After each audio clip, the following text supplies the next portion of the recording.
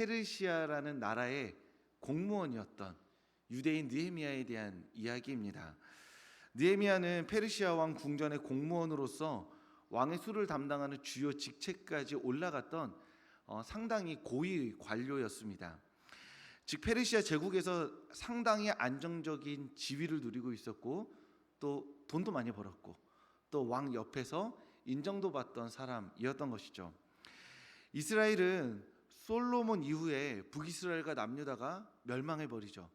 그 이후로 북이스라엘은 722년에 아수르에 의해서 멸망하고 남유다는 586년에 바벨론에 의해 멸망합니다.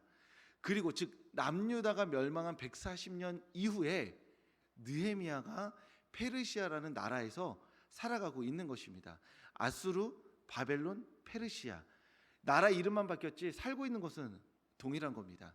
그러니까 느헤미야가 지금 페르시아라는 나라에서 고위 관료로 살고 있는데 이것이 자기가 내가 지금 페르시아에서 좀 출세 좀 해보겠다 하고 남유다에서 스스로 온 것이 아니라 포로로 잡혀온 지 140여 년이 지난 시간 이후에 4세대라는 긴 시간이 지난 이후에 어느 정도 페르시아의 뿌리를 내리고 그 나라에서 인종적 편견을 극복하고 고위 관료에 올랐던 것입니다.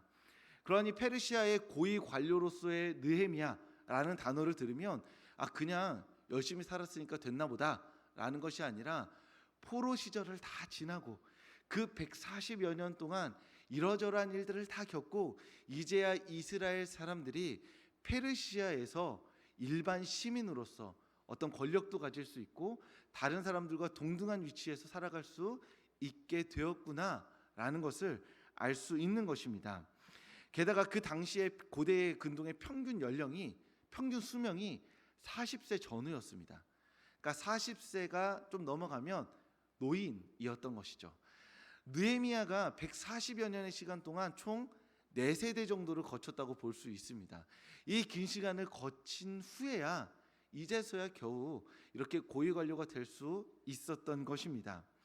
이토록 페르시아에 잘 정착해서 이제 페르시아인이라고 불러도 무방할 정도의 시간이 흘렀는데 이 느헤미야의 마음을 뒤흔드는 소식이 느헤미야에게 찾아옵니다.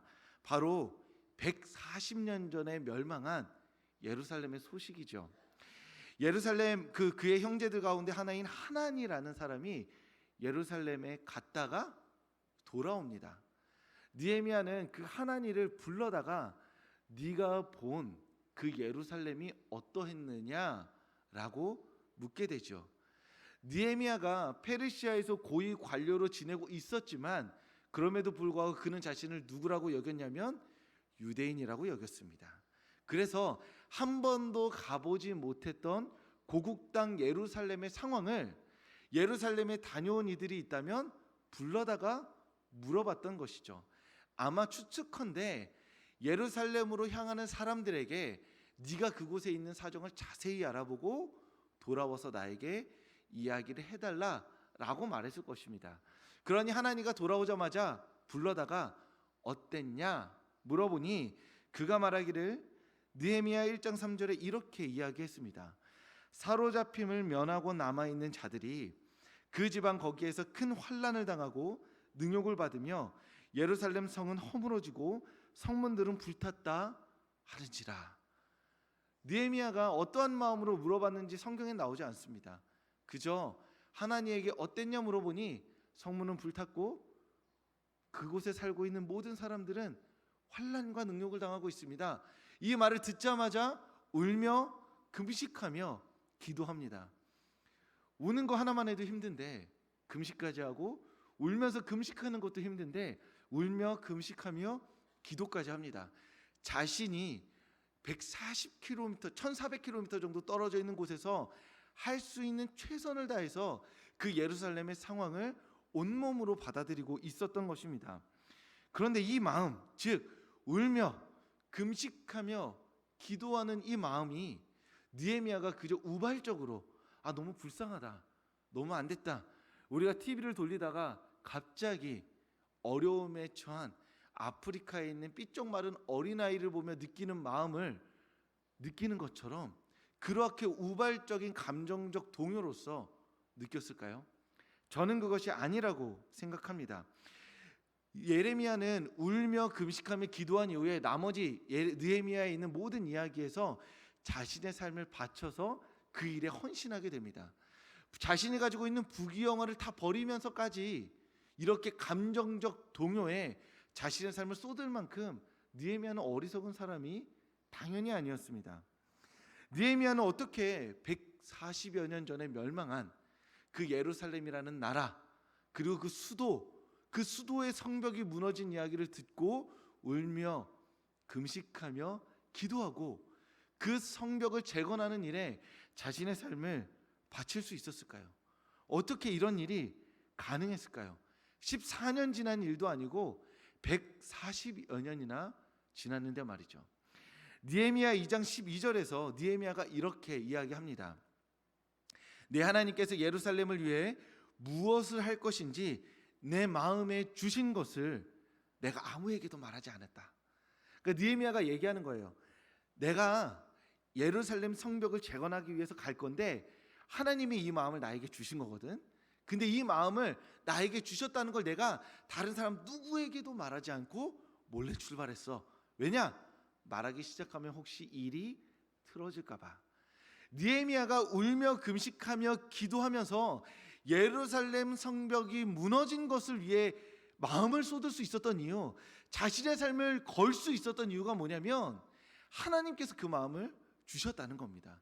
하나님께서 그 마음을 주셨기 때문에 울며 금식하며 기도했고, 울며 금식하며 기도했기 때문에 그 일에 자신의 삶을 걸어버리고 던졌던 것입니다. 하나님은 이미 예루살렘을 향해서 예루살렘의 재건과 회복을 위해서 하나님은 이미 마음을 갖고 계셨어요. 그래서 이 마음을 누가 알아줄까? 누가 나의 이 마음에 응답할까? 누가 주님, 제가 여기 있습니다. 이사야가 했던 것처럼 그렇게 나의 마음을 알아줄까 하고 기다리고 계셨는데 이 마음에 응답하여서 느헤미야라는 사람이 울며 금식하며 기도하니 하나님의 마음이 그에게 던져진 것이죠. 그러자 느헤미야가 그 하나님의 마음을 붙잡아서 더욱 열심히 울며 금식하며 기도함으로 말미암아서 하나님 앞에 자신의 삶을 드리게 된 것입니다.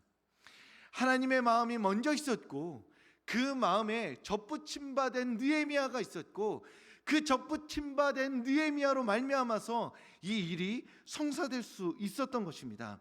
그러면 우리가 한 번 더 물어야겠죠. 느헤미야는 어떻게 울며 금식하며 기도할 수 있었을까요? 그 하나님의 마음에 접붙임받을 수 있었을까요? 그저 감정적 동요로 말미암아서 그냥 어느 날 갑자기 우연히 하늘에서 하나님의 말씀이 벼락같이 떨어져서 이런 특별한 일이 느헤미야에게 있었을까요? 성경은 그렇게 이야기하고 있지 않습니다.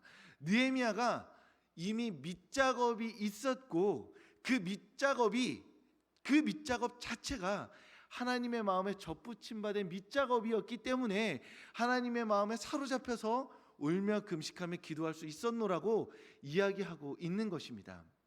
오늘은 그 느헤미야가 했던 밑작업, 하나님의 마음에 사로잡힐 수 있었던 느헤미야가 했던 그 행동 두 가지를 함께 살펴보며 하나님의 은혜를 나누고자 합니다. 첫 번째, 느헤미야가 하나님의 마음에 사로잡힐 수 있었던 그 밑작업 첫 번째는 무엇이냐면 느헤미야는 하나님의 말씀에 몰두해 있었습니다. 느헤미야 1장 8절과 9절입니다. 제가 읽어드릴게요. 잘 들어보세요.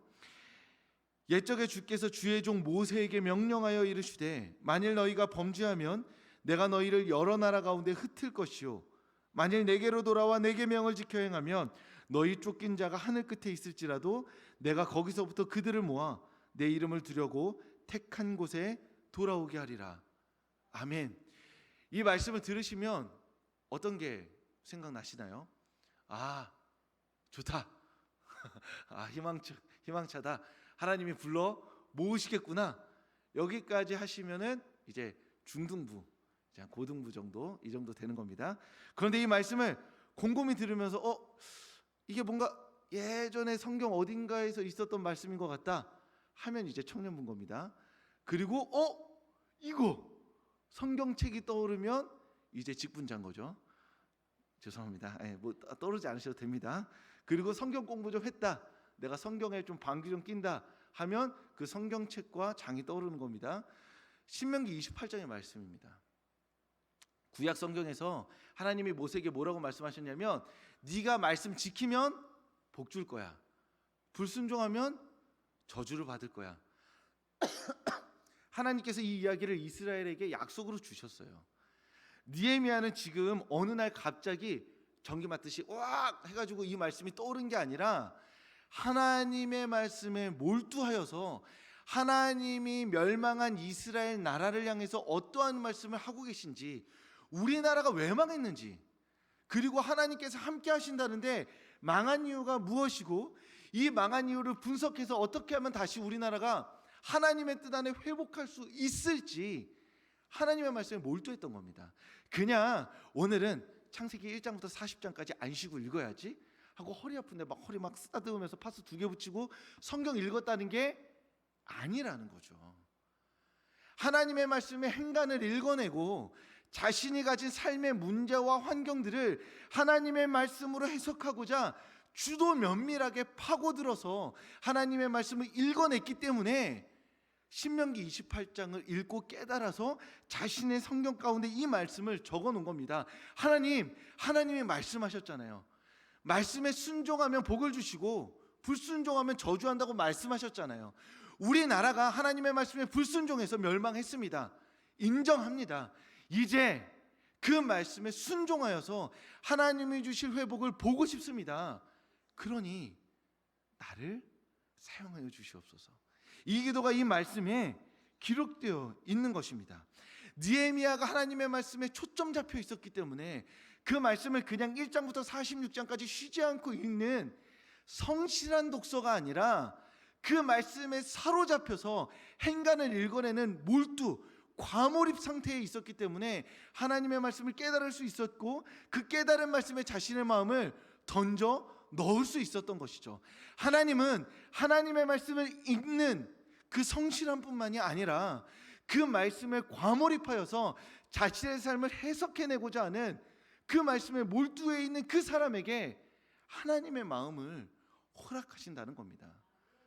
그냥 1장부터 10장을 읽어내는 사람이 아니라, 하나님, 나의 상황에 문제가 있습니다. 내 삶이 도저히 해석이 되지 않습니다. 내가 왜 이런 일을 겪어야만 하는지, 이 세상이 왜 이렇게 돌아가야만 하는지 내가 감당할 수 없는데, 이 감당할 수 없는 마음을 하나님의 말씀으로 해석해내고 이해해내고 해답을 찾고자 합니다.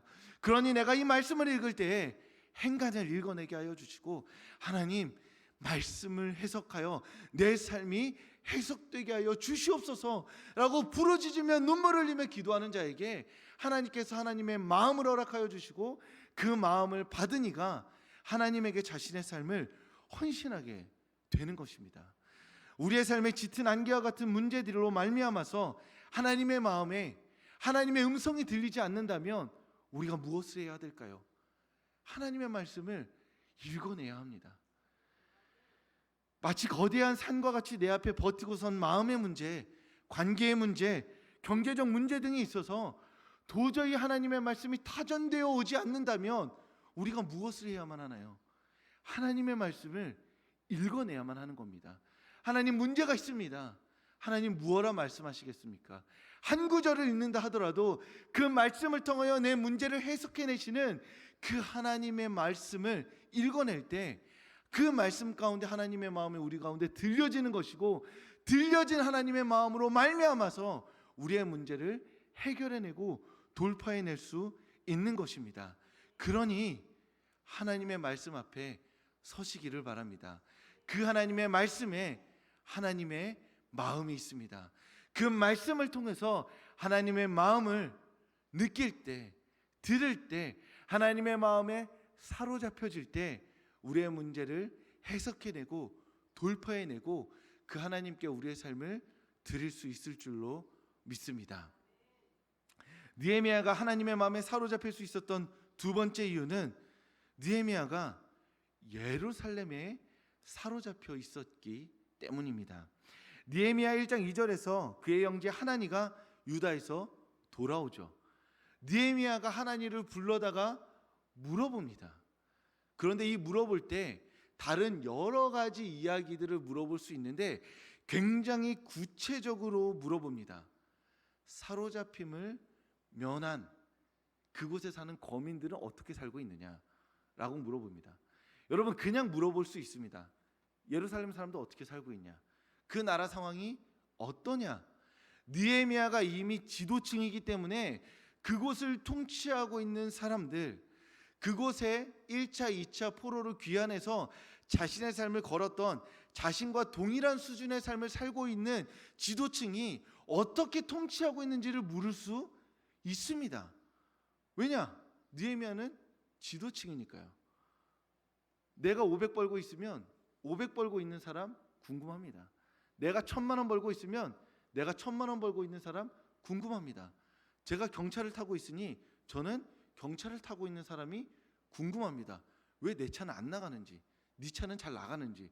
그런데 제 차 이외에 1억짜리 차가 있으면 그 차가 잘 나가는지 안 나가는지 저는 관심이 없습니다. 왜요? 어차피 제 차가 못 따라가거든요. 엑셀을 밟았을 때 100km까지 몇 초 만에 가는지 관심이 없어요.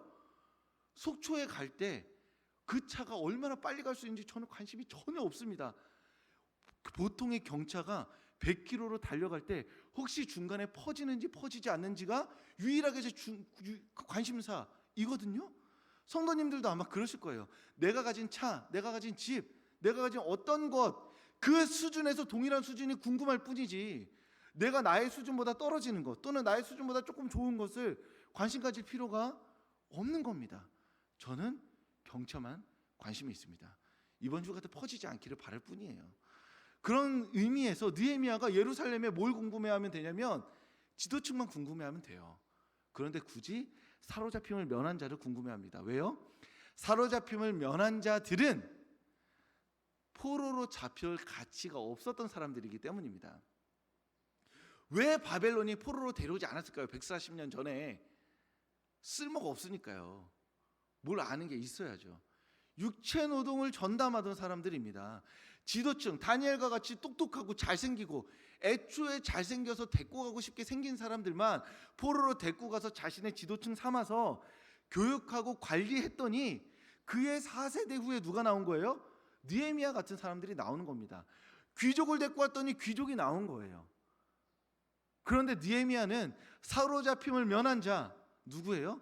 육체 노동을 하던 자, 소작농으로 살던 자, 지배층에 의해서 하나님의 심판을 받았는데 자신이 특별히 많이 잘못하지 않았음에도 지배층에 의해서 하나님의 심판을 덤으로 받아버린 자들, 그 사로잡힘을 면한 자들에게 느헤미야는 관심을 가졌던 것입니다.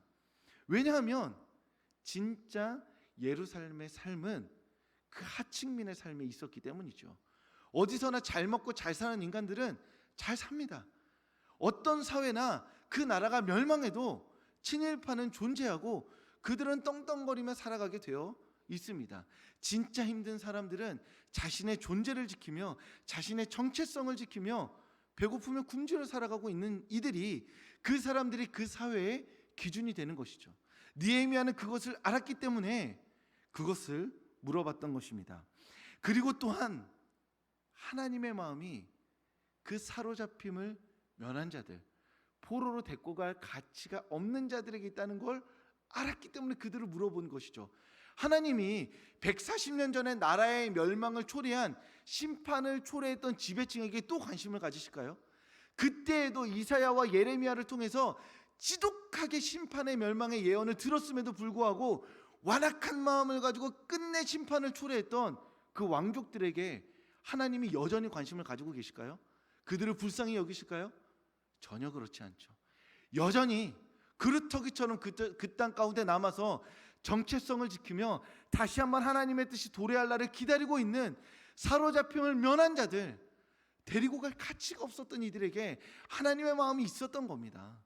그러니 느헤미야가 그 하층민의 삶에, 그 작고 연약한 이들의 삶에 자신의 마음을 두고 하나님에게 굳이 어떻게 살고 있냐, 그들의 삶이 살만하냐 물었던 것입니다.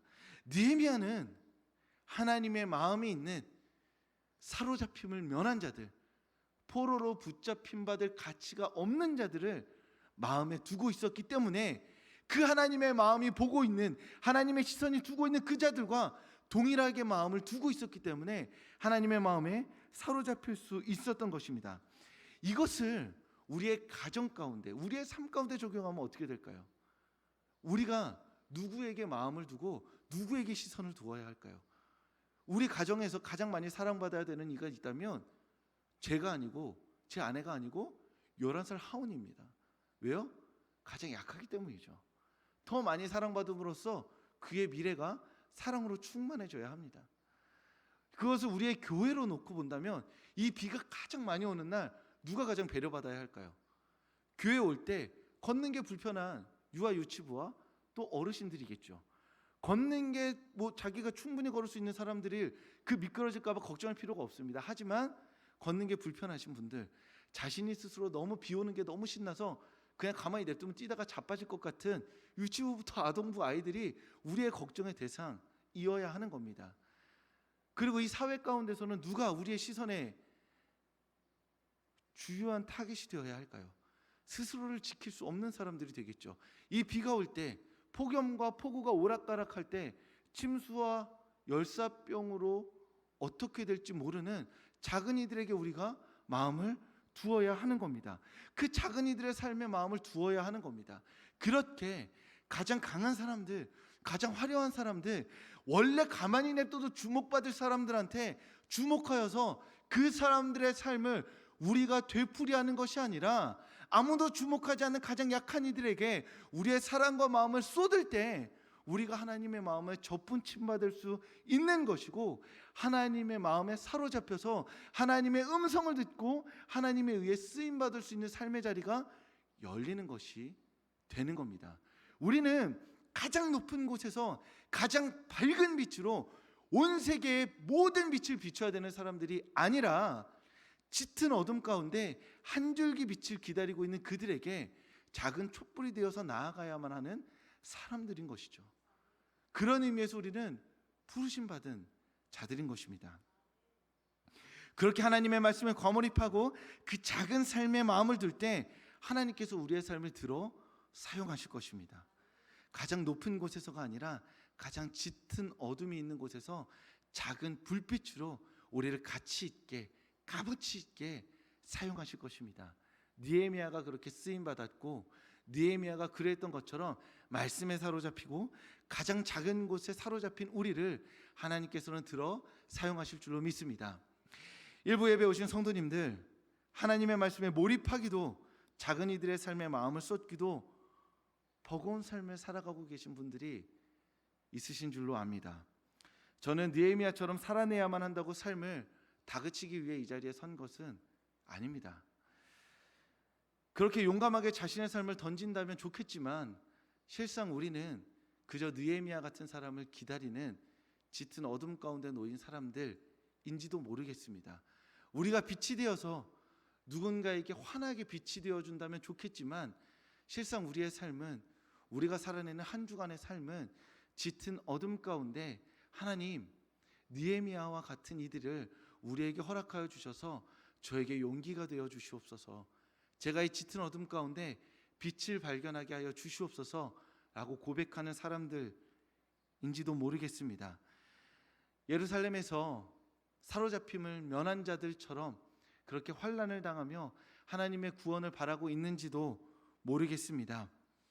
하나님께서 느헤미야와 같이 하나님의 마음으로 충만한 하나님의 사람을, 그리고 하나님의 말씀을 성도님들의 삶 가운데 선포하시고 보내실 줄로 믿습니다.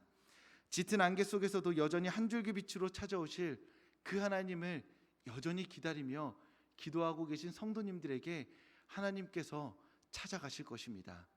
그러니 느헤미야와 같이 용감한 삶을 살아가실 수 있다면 이번 한 주 그렇게 느헤미야와 같은 삶을 살아가시기를 축복합니다. 하지만 여전히 예루살렘의 사로잡힘을 면한 자들과 같이 그저 짙은 어둠 가운데 빛을 기다리고 계신 분들이 있다면 하나님께서 성도님들을 찾아가실 터이니 그 하나님께서 찾아가실 빛을 기다리며 짙은 어둠 가운데서도 소망과 희망을 잃지 않는 성도님들 되시길 주님의 이름으로 축복합니다.